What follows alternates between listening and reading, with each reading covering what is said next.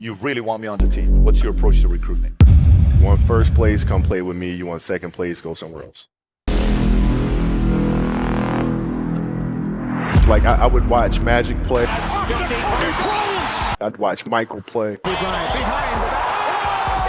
And I would see them do these unbelievable things. And I'd say, can I get to that level? I don't know, but let's find out. Here we got a dribble drive, change of direction by Bryant. Slam dunk. Woo! You talk about elevation. Chick, he went up to the rafters before he... Kobe Bryant has hit a shot at the buzzer. Everything was done to try to learn how to become a better basketball player. Everything. And so when you have that point of view, then literally the world becomes your library to help you to become better at your craft. So because you know what you want, the world's giving you exactly the information, 100%, you become better at it. Because you know what you're looking for. So many guys tell stories about your work ethic. Yeah. What was really your work ethic like, and for how long did you stay disciplined? Well, I mean, every day. Since 20 years. It was an everyday process, and trying to figure out strengths and weaknesses. For example, jumping ability. Man, my vertical was a 40, it wasn't a 46 or a 45. My hands are big, but they're not massive. Right, so you got to figure out ways to strengthen them so your hands are strong enough to be able to palm a ball and do the things that you need to do. Quickness, I was quick, but not insanely quick. I was fast, but not ridiculously fast. Right, so I had to rely on skill a lot more. I had to rely on angles a lot more. I had to study the game a lot more. And but I enjoyed it though. So like from the time I can remember when I started watching the game, I studied the game, and it just never changed. It's a good separation for me, emotionally, to be able to put myself in a place where at practice or when I'm training or during games, I switch my mind to something else. I switch my mode into something else, right? For me, it's the equivalent of Maximus, Decimus, Meridius, and Gladiator picking up the dirt, smelling the dirt. It's go time, right? So that was my mental switch. It was like an actor getting ready for a film. You got to put yourself in that cage. When you're in that cage, you are that character. And then when you leave there, it's something completely different. But when I'm in that cage, bro, don't touch me, don't talk to me. Just leave me alone. How did you get mentally and emotionally so strong where it doesn't bother you? Well, you got to look at the reality of the situation. Like for me, it's not, you kind of got to get over yourself. Like, it's not about you, man. Like, okay, you feel embarrassed. You're not that important. Like, get over yourself. That's where you go. Get over yourself, right? Like you're worried about how people may perceive you, and like you're walking around and it's embarrassing because you shot 5 air balls. Get over yourself, right? And then after that, it's okay, well, why did those air balls happen? Got it. High school, year before, we played 35 games, max, right? Week in between, spaced out, plenty of time to rest. In the NBA, it's back to back to back to back to back to back to back. I didn't have the legs. So you look at the shot, every shot was online. Every shot was online, but every shot was short. Right? I got to get stronger. I got to train differently. The weight training program that I'm doing, I got to tailor it for an 82-game season so that when the playoffs come around, my legs are stronger and that ball gets there. So I look at it with rationale and say, okay, well, the reason why I shot air balls is because my legs aren't there. I go, well, next year they'll be there. That was it. Done. Were there some names that you looked at and says, these 3 guys are as crazy as I am? At the time, I deal with what I've referred to as Goat Mountain. I went to Goat Mountain and I talked to Magic, Michael, Bird, Hakeem Olajuwon, Jerry West, Oscar Robinson, Bill Russell. So I would talk to them. What did you do? What were your experiences? Michael in particular, he's become my big brother. He's been my big brother since I first came in the league. And what was that process like? So I went to them and started understanding the ins and outs of the game and how they approach things and their level of detail and obsessiveness, and that's what I did.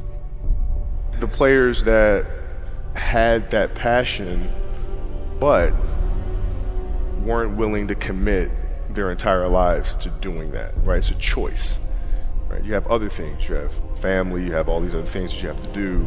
The game can't really be your number one priority. And so I was looking at that like, man, this is going to be fun.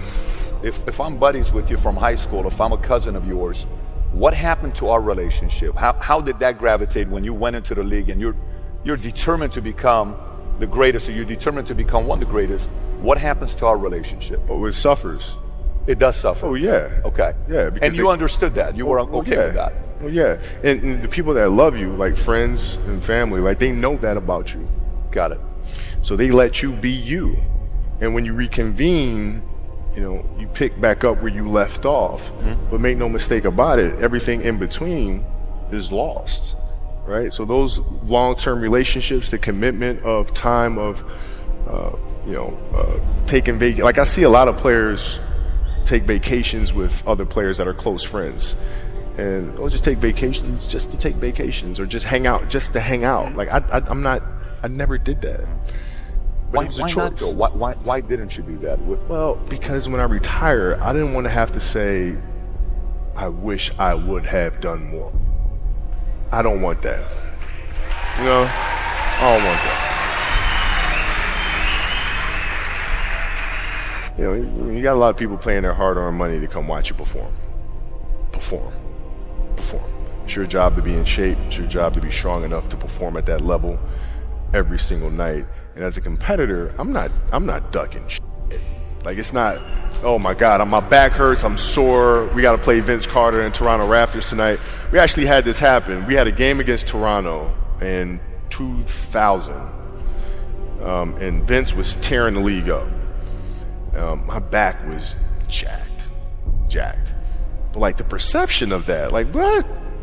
Kobe's missing the game against Toronto and Vince Carter because my back was really spasming. But people will be like, what? Oh, he's ducking Vince. Excuse me? No, I don't think so. So I would be in the layup line like, okay, there's a lot of days where, you can rest and recover. Today ain't one of them. Your back can bother you any other day. That shit ain't bothering me today. Wow. He gonna have to see me today. Yeah. Oh, man. Yeah. If you're looking at a big investments you got to make, what is the decision-making process there? Do you call? Is there first you do your own research? You take this much time. You call an advisor. Is there a system you follow? It's pretty simple for me. It's do you understand the business? Is it a business that you can help in some form or fashion? What are the barriers of entry to that business?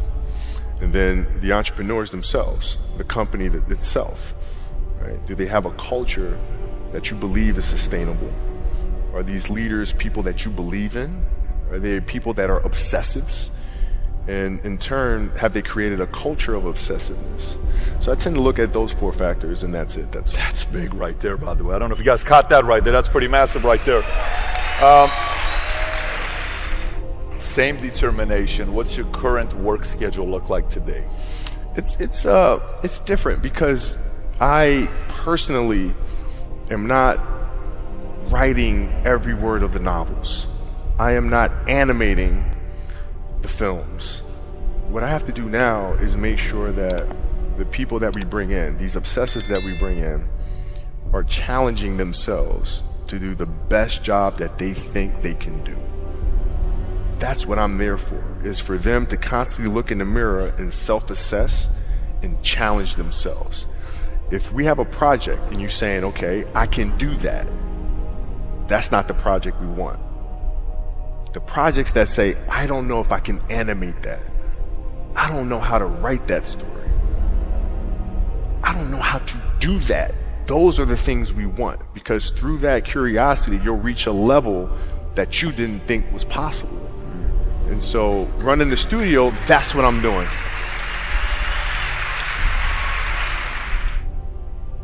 You're playing against the Golden State Warriors. Score is 107-109. You guys are close to getting into the playoffs. You know exactly what happens in the game. You go up, you're about to take your shot, and then all of a sudden, boom, Achilles happens, right? He went and hit the free throws, and then you walked off the stage. Yeah. And we got the surgery done. when I went in the trainer's room, my kids are in there, and you know they're looking at you and stuff, and I'm looking at them, and I'm like, you know, it's all right, Dad's gonna be all right. It'll be fine. It'll be all right. It'll be all right. It'll be all right. As a parent, you gotta set the example. You gotta set the example. This is another obstacle. This obstacle cannot define me. It's not going to cripple me. It's not going to be responsible for me stepping away for the game that I love. I'm going to step away on my own terms. And that's when the decision was made that, you know what? I'm doing it. I'm doing it.